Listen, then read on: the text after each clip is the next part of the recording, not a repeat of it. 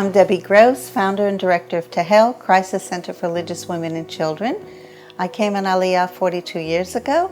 I made Aliyah from New York, and I've been here since then. When we started in the religious community, they said, it doesn't happen in our community.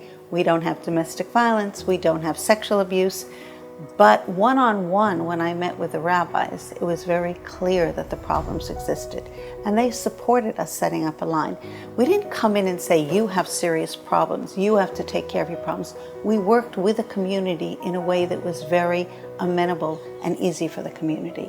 And one of the things the community was very careful about is, not publicizing big numbers and things like that, working to make changes. And that's what we're doing.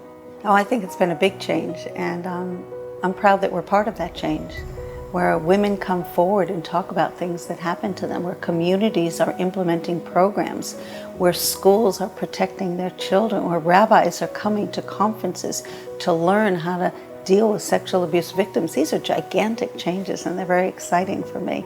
We did an interfaith coalition, the first one in the world, in January of 2020.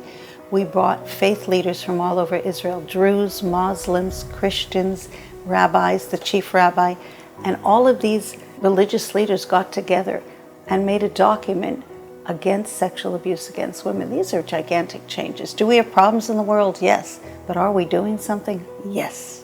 Oh, tens of thousands of cases came to us over the years. We average about 150 new cases a week.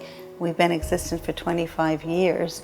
And some of them are very, very difficult, intricate cases. And some of them are just people who are lonely and need someone to talk to.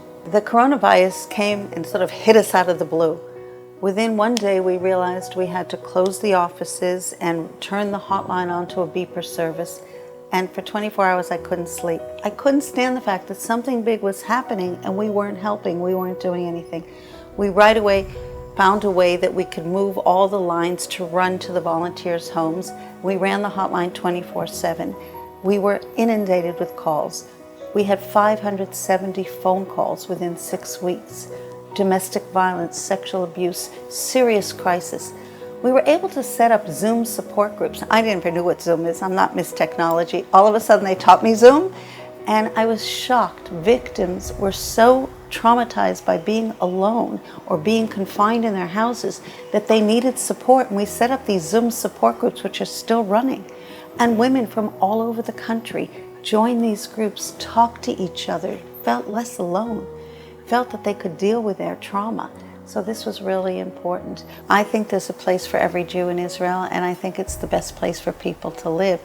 More than that, there are so many people, women like me, that if you come on Aliyah, all you have to do is contact us and we'll help you.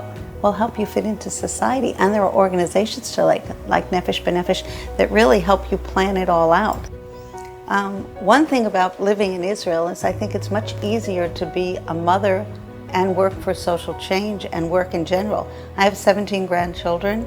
I'm an active mother, an active grandmother, and yet there's something about Israeli society that allows a woman to work and to work in the community and still be a mother and a grandmother, and I think that's something wonderful about Israel. When I received the phone call that I would be receiving this prize from Nefesh, I really took it to heart. To me, this is an award. It's like the dream of everybody who comes in Aliyah, that you come in Aliyah and you don't know what you're getting into, and you don't know how are you going to fit in, and you don't know are you going to be able to help, are you going to be able to find your place, are you going to be able to make a change. So this award means a lot to me because it means that, well, I did get to do something that would help a few people in Israel.